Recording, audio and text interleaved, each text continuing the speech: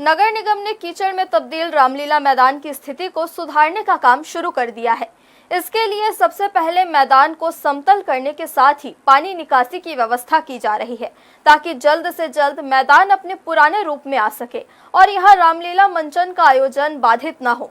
ऐतिहासिक रामलीला मैदान में रामलीला मंचन की पुरानी परंपरा चली आ रही है। साथ ही साथ इसी मैदान में दशहरा पर्व पर विशालकाय रावण का दहन भी किया जाता है। इस साल अक्टूबर महीने के पहले हफ्ते से शारदीय नवरात्रि की शुरुआत हो रही है और दूसरे हफ्ते में दशहरा का पर्व है। मगर वर्तमान में रामलीला मैदान की बदहाल स्थिति को देखकर ऐसा बिल्कुल भी नहीं लगता कि इस मैदान में रामलीला मंचन के साथ ही रावण दहन का कार्यक्रम हो पाना संभव होगा। रामलीला आयोजन समिति ने भी इसको लेकर चिंता व्यक्त की है। मंगलवार को हर्ष न्यूज ने इस मामले को प्रमुखता के साथ प्रसारित किया, जिसका असर ये हुआ कि खबर प्रसारित होते ही नगर निगम ने रामलीला मैदान की स्थिति को सुधारने की दिशा में काम करना शुरू कर दिया है और जेसीबी के जरिए गड्ढों को भरने के साथ ही मैदान को समतल करने का काम शुरू कर दिया गया है।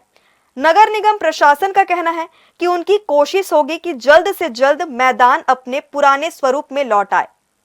देखिए, समिति के जो हैं दीपक पांडे जी से भी कल चर्चा हुई है और पूर्व में भी उनके पूरे लोग जो हैं वहाँ पर और वहाँ पर स्थानीय पार्षद जो हैं उनसे भी विशेष रूप से चर्चा हुई है और उनके आधार पर ही जो है वहाँ पर अभी एक बड़ा आयोजन और एक सफल आयोजन जो है आप सभी के सहयोग से, रायगढ़ वासियों के सहयोग से संपन्न हुआ है चक्रधर समारोह। और उसके बाद अभी वहाँ से डोम हटाने की कार्रवाई की गई है और चूँकि आप सभी को पता है कि ये इस पूरे दौरान काफ़ी भारी बारिश हुई है और इस दौरान जो है जो वहाँ का मैदान के पानी को निकासी के लिए जो है अस्थायी तौर पर जो है कच्ची नालियाँ बनाई गई थी, उनको अभी ठीक करने का कार्य जो है कल से ही प्रारंभ कर दिया जा चुका है और वहाँ पर कुछ अस्थायी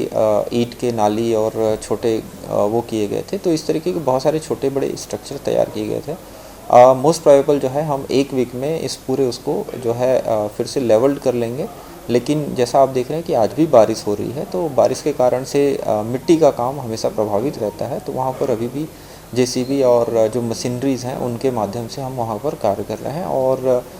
निश्चित तौर पर समयबद्ध तरीके से हम वहाँ पर कार्य करके पूर्ण कर लेंगे। जैसा कि आप देख रहे हैं कि चक्रधर समारोह के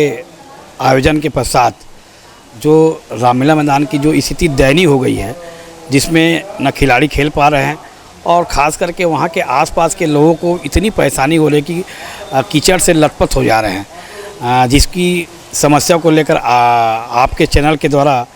हर्ष न्यूज़ के द्वारा इसको प्रमुखता से दिखाया गया था, जिसके परिणाम स्वरूप नगर निगम इसमें एक्टिव हुए हैं। कल जेसीबी और ट्रैक्टर जाकर वहाँ पे लेबलिंग का कार्य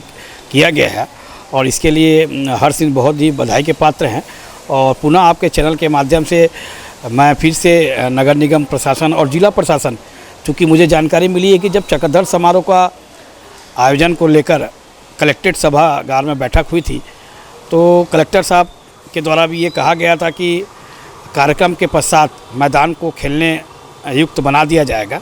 अब पुनः मैं कलेक्टर साहब से निवेदन करना चाहूँगा कि चूँकि शहर का एकमात्र मैदान है और अभी वहाँ रामलीला समिति के द्वारा दशहरा का भी और रामलीला मंचन होना है और उसके बाद फुटबॉल टूर्नामेंट का भी आयोजन है, तो उस मैदान को त्वरित सुधार करने का प्रयास करें और जो शेष कार्य उसमें बाकी है, पूर्व में 26 लाख की स्वीकृति मिली थी और 12 लाख रुपए का उसमें खर्च हुआ है, शेष राशि का भी उपयोग करें ताकि मैदान खेलने लायक रह सके।